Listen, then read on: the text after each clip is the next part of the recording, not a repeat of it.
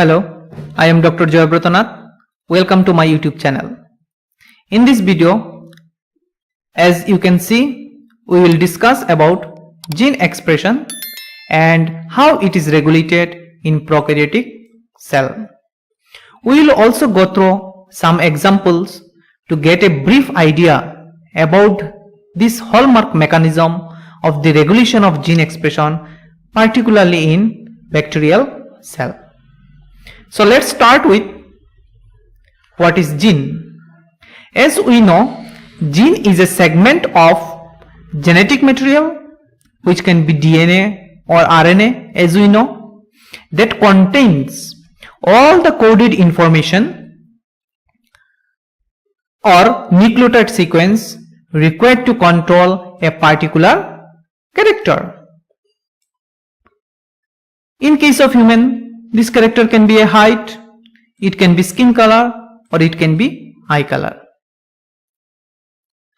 So if we think in a reverse way, so eye color is the character of our body, and this eye color is definitely controlled from a segment of DNA.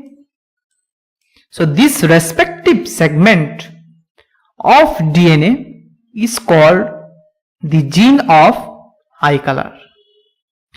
Now the question is, how a gene control a character? In a simple way, we can say that a gene controls a particular character via the synthesis of RNA and or protein. Let me explain through an example. A segment of human chromosome number 11 called TYR gene. From this TYR gene, a protein called tyrosinase is synthesized. This tyrosinase enzyme is responsible for the production of a pigment called melanin. And we know that melanin in turn control the skin color. Thus, here skin color is the character which is controlled by a segment of chromosome number 11 called TYR gene via synthesis of its respective protein called tyrosinase. So I think now the concept of gene is clear to us. A gene is a segment or a stress of DNA or RNA, if RNA is the genetic material, which control a particular character through the synthesis of RNA or protein. Now let's move to the concept of gene expression. As we know, all the different genes present in our body can be categorized into two classes, that is protein coding gene or RNA coding gene. If the gene is a RNA coding one, like rRNA gene, tRNA gene, then their gene expression is a single step process, that is transcription. By transcription, from their respective gene, rRNA and tRNA will be synthesized. Whereas in protein coding gene expression is a two-step process. First, transcription, through which mRNA is synthesized from the respective gene, and the second step is translation, by which protein is or polypeptide is synthesized from mRNA. These polypeptides in turn perform different metabolic functions of the body. For example, if hemoglobin protein is synthesized from its respective gene via gene expression, it will perform the function of transport of oxygen and carbon dioxide.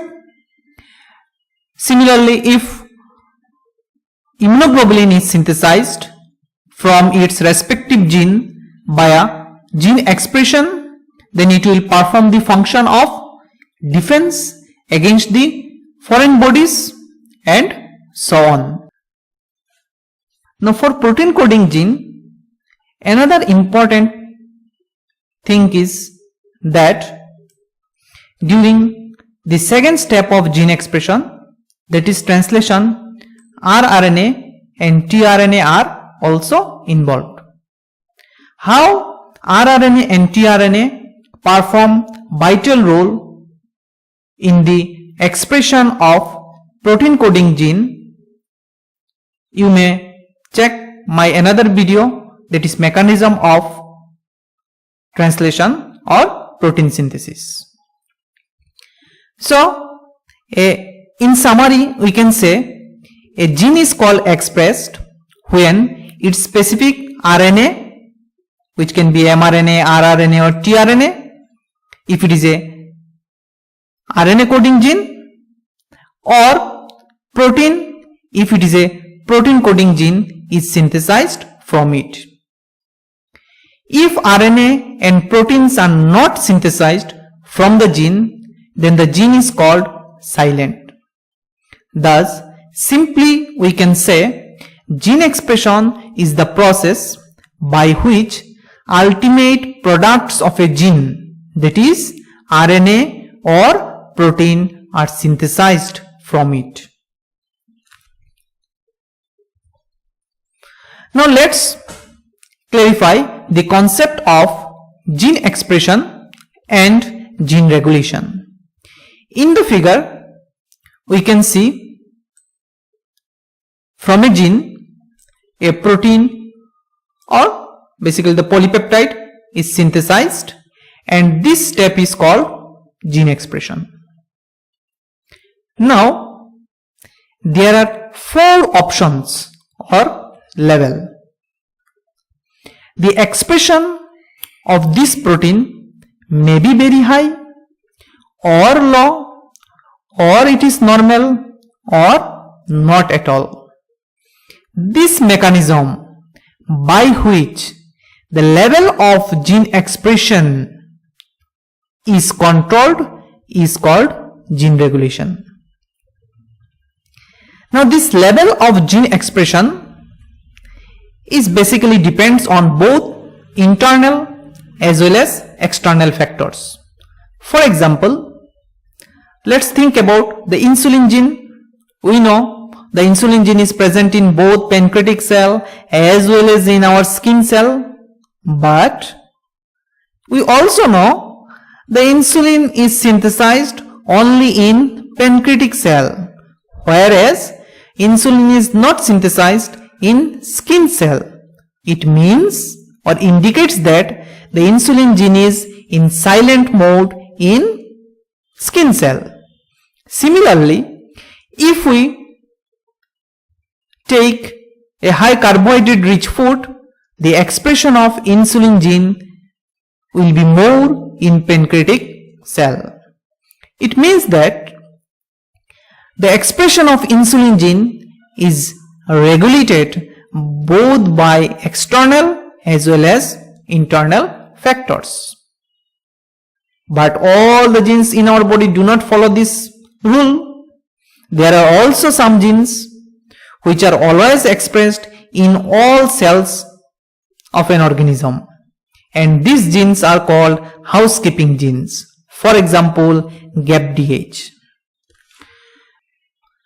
Now in summary, we can say gene expression is the process by which information of a gene is used to synthesize a particular gene product, that is RNA or protein. Compared to this, gene regulation is the mechanism by which cells either increase or decrease or silence the production of specific gene product. For example, already I have explained that insulin gene is expressed only in beta cell in the pancreas. Now, secondly, we know that Gene expression involves transcription, post-transcription, translation and post-translational steps. Whereas gene regulation is the mechanism by which any of these steps of gene expression can be modulated. Thus, we can say that gene expression is the mechanism by which genotype gives rise to phenotype, whereas gene regulation is the mechanism by which cell control the level of this conversion, that is genotype to phenotype, and hence it is the basis of cellular differentiation, metabolism, etc. For example, formation of all different types of blood cells like RBC, WBC, etc. from the stem cell is due to differential regulation of the gene expression. Now let's see what are the different levels at which the expression of gene is regulated in prokaryote and eukaryote. In this figure, you can see in eukaryote, gene expression is regulated at the level of transcription, post-transcription, translation as well as post-translation. I am not going to discuss about the mechanisms by which gene expression is regulated in eukaryote in this video. For that, please go to my video on regulation of gene expression in eukaryote. Now compared to this, in case of prokaryote, the gene expression is mainly regulated at the level of transcription by a special mechanism called operon. Now you may ask, what is the status of operon in eukaryote? Regulation of gene expression by operon is a hallmark mechanism of bacterial genome, while they are very rare in eukaryotes. Now to understand what is operon, let's go through the basic structural difference in gene arrangement of eukaryote and prokaryote.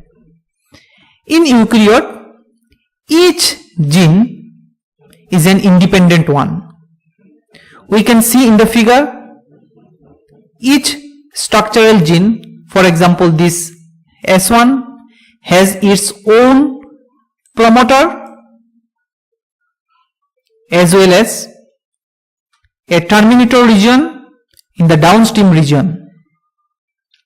Whereas in case of prokaryote, in the figure we can see there are three structural genes, for example S1, S2 and S3 remain under the control of a single promoter or regulator gene. This type of arrangement of genes, where a cluster of genes remains under the control of a single regulatory gene or promoter, is called operon. So, what is the basic difference? In case of eukaryote, each gene is an independent one, and for each gene there is a control region. Whereas in case of prokaryote, gene is not an independent one, rather a cluster of gene remains under the control of a single promoter or regulator, and this type of arrangement is called operon. So simply we can say operon is composed of a gene cluster, a promoter and other additional sequences. So what are these other additional sequences? Number 1, in the figure we can see the regulator from which the repressor protein is synthesized. Second, promoter which is the binding site of the enzyme RNA polymerase required for the transcription of the protein coding genes. Third, the operator, which is the binding site of the repressor protein produced from the regulatory region. And fourth, the cluster of structural genes. These are basically those protein coding genes whose transcription is under the control of repressor protein. So since cluster of genes transcribe together, operon give rise to a polycystonic mRNA after transcription. So what is polycystonic mRNA? A polycystonic mRNA is a type of mRNA from which more than one polypeptides are synthesized. So in the figure we can see S1, S2 and S3. These are three structural genes.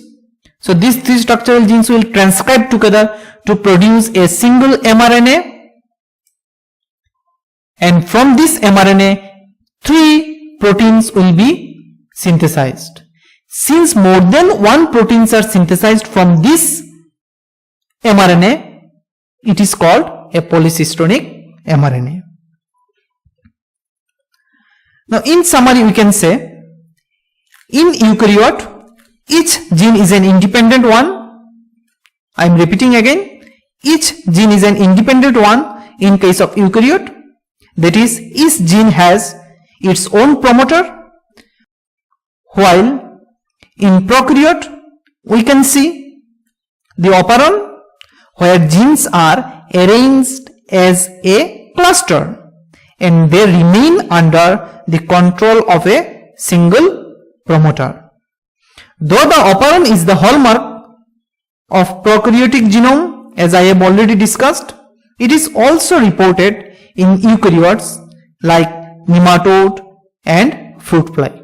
Now let's understand the mechanism of the regulation of gene expression or the operon through some example. One of the most popular examples of operon and the first genetic regulatory mechanism to be understood clearly is the lactose or lac operon found in bacteria. As we know, for proper growth of bacteria, they must have an energy source, or in other words, a source of carbon. There is no doubt that glucose is the preferred carbon source for most bacteria. However, bacteria are also able to utilize other carbon source like lactose, particularly when glucose is not available. So to identify the mechanism of lactose metabolism, two scientists, F. Jacob and J. Monod, worked nearly about 25 years and finally in 1961 postulated the operon hypothesis. And for their excellent work, they won the Nobel Prize in Physiology and Medicine in 1965. In the lac operon, three protein coding genes, namely LAC-Z, LAC-Y and LAC-A, remain as a cluster. The first gene, that is LAC-Z, codes for an enzyme called beta galactosidase. This enzyme either catalyzes the breakdown of lactose into galactose and glucose, or it can convert, or it catalyzes the conversion of lactose into its isomer allolactose. The other gene, that is LAC-Y, codes for an enzyme called galactosidase permease, which enables the transport of lactose inside the bacterial cell. Whereas the third gene of this cluster, that is LAC-A, codes for an enzyme called beta-galactoside transacetylase. Though this enzyme is not associated with lactose metabolism, but it plays the key role in detoxification of compounds by transferring an acetyl group from the acetyl coenzyme to beta-galactosides. Now the question is, why it is called LAC operon? Very simply, because these three genes remain as a cluster and they remain under the control of a single promoter or regulatory region. So this is the criteria of operon as per definition. And secondly, since these two genes, LAC-Y and LAC-Z of this cluster are associated with the transport and metabolism of lactose, that's why it is called LAC operon. Now let's see what are the other regulatory components of LAC operon apart from these three structural genes. We can see in the figure the LAC operon consists of: number 1, a regulatory region or gene designated as I. The regulatory gene has its own promoter designated as P1. Regulatory gene is the gene from which the repressor protein will be synthesized. There are three operators: O1, O2 and O3. Out of these three, O1 is the main operator, whereas O2 and O3 are pseudo operators. O3 lies around 90 base pair upstream of O1, whereas the O2 is located around 410 base pair downstream of O1.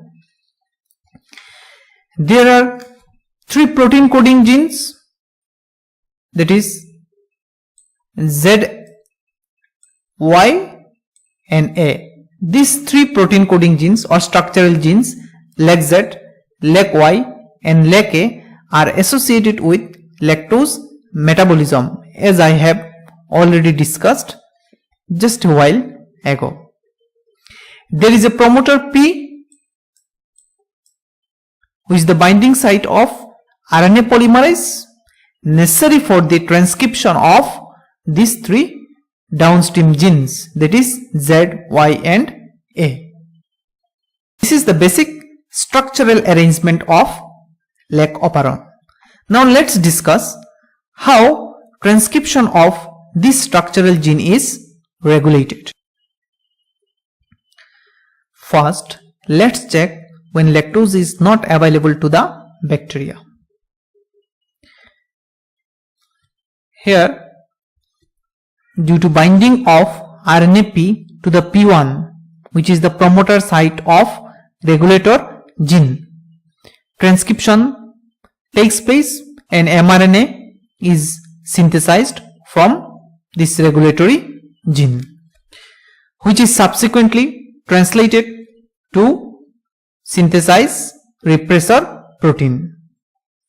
These repressor proteins will bind with each other to form a homotetramer. This homotetramer has a helix turn helix motif and thus capable of binding to operator site O1 of the DNA. This prevents binding of RNA-P to the promoter or prevents its movement over the structural genes Z, Y, A necessary for their transcription. Thus, transcription of this structural gene will not take place. That is, operon remain switch off. So, why transcription does not occur? Because for transcription of ZYA gene, the RNA polymerase must bind to promoter as well as it should move over these structural genes. But here it cannot bind with efficiently, or it cannot move over the ZYA gene because it is blocked by the repressor protein bound to operator site. So this is clear. RNA polymerase cannot bind or cannot move over to ZYA due to the block of operator site by the repressor protein, and due to this reason no transcription will take place and the operon remain switch off. Now let's check the status of this gene or lac operon when lactose is present or available to the bacteria. So like the previous case, the RNA polymerase will bind to the P1, which is the promoter of this regulator gene, and start transcription of this regulator gene to synthesize its mRNA. Okay. Now from this mRNA, by translation, the repressor protein will be synthesized. Now this repressor protein has two binding sites. One is the helix-strand helix through which it binds to the operator, as we have seen just a while ago. Apart from this, it has another binding site which is called allosteric site. Now since lactose is present in the medium, it will produce its isomer allolactose, and this allolactose will bind to the allosteric site of this repressor protein. So when this allolactose, which are basically the isomers of lactose, will bind to this repressor protein, there will be a conformational change. Of course, there will be a structural change, and due to this structural change, these four proteins will not be able to bind with each other to form the homotetramer. And since there is no homotetramer, the operator site is now free. There is no blockage, and as there is no blockage, the RNA polymerase will bind to the promoter and slides over the three structural protein coding genes, that is Z, Y, A, to start their transcription. As a result, a polycystonic mRNA will be synthesized, and from this polycystonic mRNA, three polypeptides, namely galactosidase, permease and transacetylase, will be synthesized, which are basically the galactosidase and permease, which are necessary for the transport and metabolism of lactose. Once again, very simple, when lactose is present, it will produce its isomer, that is allolactose, and this allolactose will bind to the repressor protein, and this causes a structural change, and because of this structural change, the tetramer will not be formed.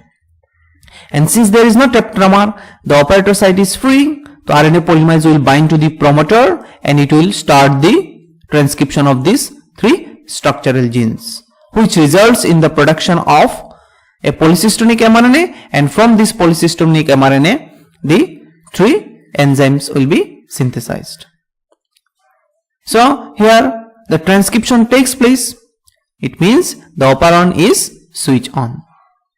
Now apart from this, two other molecules called CAMP and CAP also binds to the promoter sites. Now what is the importance of these two molecules? If these two molecules bind to the promoter site, then the RNA polymerase will bind more efficiently to the promoter site to perform the transcription of these three structural genes. So, for an efficient binding of RNA polymerase and high transcription, the presence of CAMP and CAP is also necessary. Though I have mentioned here the CAMP and CAP complex bind to the promoter site, but it actually binds to a few nucleotide upstream of the core promoter called cap binding site. The cap binding site is actually a 22 base pair segment with a consensus sequence of T, G, T, G, A. So the 22 nucleotide cap binding site has a consensus sequence of T, G, T, G, A. For more details about the cap regulation and the interplay of cyclic AMP and glucose, you can click on the I button and check my video on this topic. Now the question is whether the lac operon is an inducible or repressible operant system. So you can see in the table, in case of inducible operant system, the operon will remain turned on when the metabolite is present. So imagine in case of lactose operon, what happens?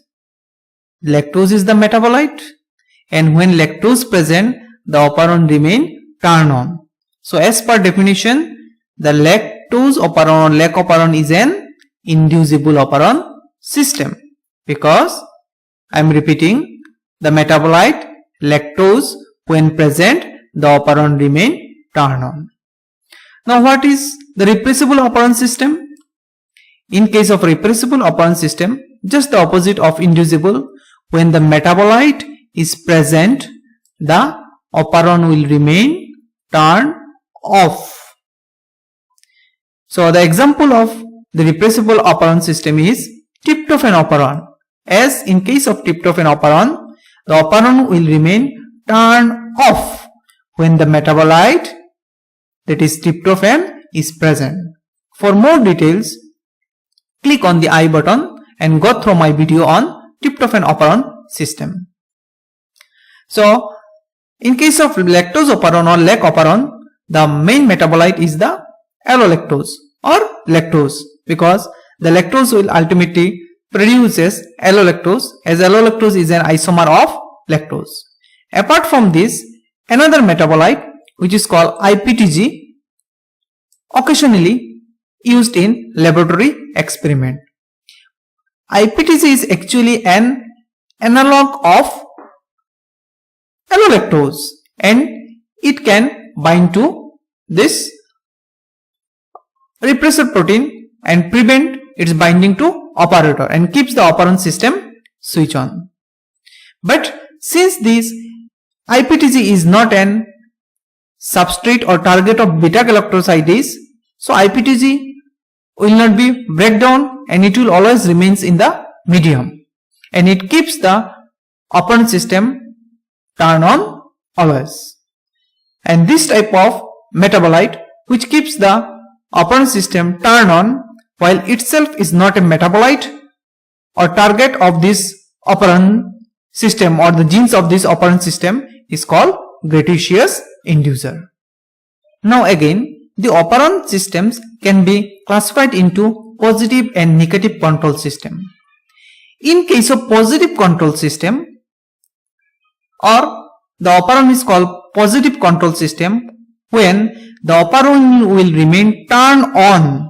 Operon will remain turned on if the regulatory protein is present. Operon will remain turned on if the regulatory protein or activator is present. But if mutation occur in the gene of this regulatory protein, the operon become or operon turns off. It means that the regulatory protein is very important to keep the operon system turned on. In negative control system, the operon will remain turned off if the regulatory protein is present. Operon will remain turned off if the regulatory protein is present. And if mutation occur in the gene of this regulatory protein, the operon will turn on. It means that the regulatory protein or this repressor protein is not important for the operon system to turn on. Now the question is whether the lac operon system is an positive or negative control system. The answer is the lac operon system is a both positive and negative control system. How? It is called positive control system because when cap, which is an activator protein, when cap is present, the operon will remain turned on. The cap is here, cap is a regulatory protein. Cap, when cap present, the operon will remain turned on. If mutation occur in the gene of cap, the operon will become turned off. So cap is very important here. Without cap, the operon cannot be turned on. Now it is also called negative control system. Why? As if repressor protein, here repressor protein is the regulatory protein. If repressor protein is present, just imagine, if repressor protein is present, then the operon will be turned off. So here, the repressor protein is not important to keep the operon system turned on. Rather, if the repressor protein is present, see in this one, if the repressor protein is present, the operon will remain turned off. So here, the lac operon is both a positive and negative control. Because positive control, why? If the cap is present, the operon turns on. And it is negative control, why? Because the repressor, if repressor protein is present, the operon becomes turned off. So the summary is the lac operon is an inducible operon because if lactose is present, the operon becomes turned on. And it is a both positive and negative control system as discussed. Let's revise once again what we have studied in this video. First, what is gene expression? Gene expression is the mechanism by which products of a gene, that is RNA or polypeptide, are synthesized. If the products are not synthesized, then the gene is called silent. Number 2, what is an operon? So operon is a special type of arrangement of genes where more than one genes remain as a cluster. More than one genes remain as a cluster under the control of a single promoter or regulator region. Unlike the eukaryotes, whereas in case of eukaryote, one gene remain as an independent unit under the control of its own promoter or regulator region. Now what is lac operon? So lac operon is the operon system where 3 genes remain as a cluster, lac Z, lac Y and lac A.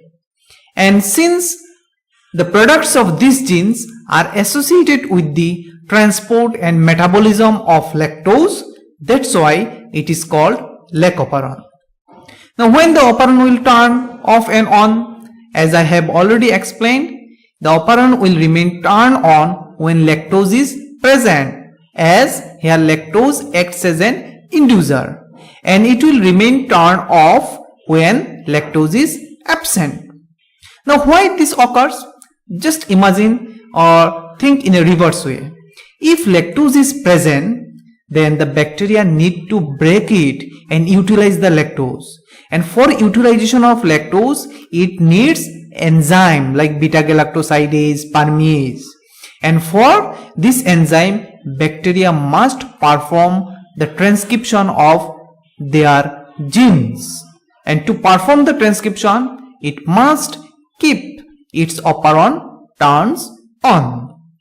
On the other hand, if there is no lactose, then there is no need of breaking down anything. Then why bacteria should produce these enzymes? If bacteria still produce enzymes in absence of lactose, then there is nothing to do with this enzyme. It will be a complete wastage. So due to this reason, if lactose is not present, the bacteria keeps its operon turned off. Now what is the role of cyclic AMP and CAP? So these two molecules plays vital role as they help in efficient binding of RNA-P to the promoter to perform the transcription of structural genes. If these two molecules are not present, then RNA polymerase cannot bind to the promoter efficiently. Apart from this, the glucose also plays vital role, as the concentration of glucose directly interferes with the concentration of cyclic AMP. If glucose level is high, the level of cyclic AMP will be low, and if there is a low level of cyclic AMP, the CAP-CMP complex cannot form, and if CAP-CMP complex is not there, the RNA polymerase cannot bind to the operator and thus interferes the transcription. So for strong induction, we need lactose or allolactose to inhibit the repressor protein and keeps the operator site free. Number 2, we need a low concentration of glucose, or in other words, a high concentration of cyclic AMP. And number 3, we also need the catabolite activator protein, that is CAP. Now whether the lac operon is an inducible operon? Yes. Why? Because here when the metabolite lactose is present, then only the operon turns on. Means the operons remain active only when its inducer, that is allolactose or lactose, is present. So now what type of operon system is this lac operon? Yes, it is both a positive and negative control system. Why it is a positive control system? As in presence of regulatory protein, that is CAP, the operon remains turned on. On the other hand, it is a negative control system. Why? Because when the regulatory protein, another type of regulatory protein, that is repressor, is present, the operon turns off. That is, the operon turns on and off on the basis of type of regulatory protein present. If CAP is present, it acts like an activator and keeps the operon turned on. This is a positive control. And if repressor protein is present, then it keeps the operon turned off. That is a negative control system. Now the last one is, what is gratuitous inducer? So it's a special type of molecule which is basically an analog of allolactose. It can also bind to the repressor protein and inactivate the repressor protein. Thus keeps the operator site free and performs the transcription. Then what is the difference? The difference is that in case of normal lactose operon or lac operon, the lactose, which is the inducer, is the target of the products of lac operon. That is, what are the products of lac operon? Like Laczate. Laczate works on the inducer of lac operon, that is lactose. But here the IPTG, which is a gratuitous inducer, is not the target of the products of lac operon. So the IPTG will remain in the medium. There is no one to break it. It will remain in the medium. It will continuously inactivate the repressor and thus keeps the operator site always free and continuously performs the transcription of the structural genes. So thank you for watching. Do subscribe, click on like and bell icons to get the notifications. Thank you.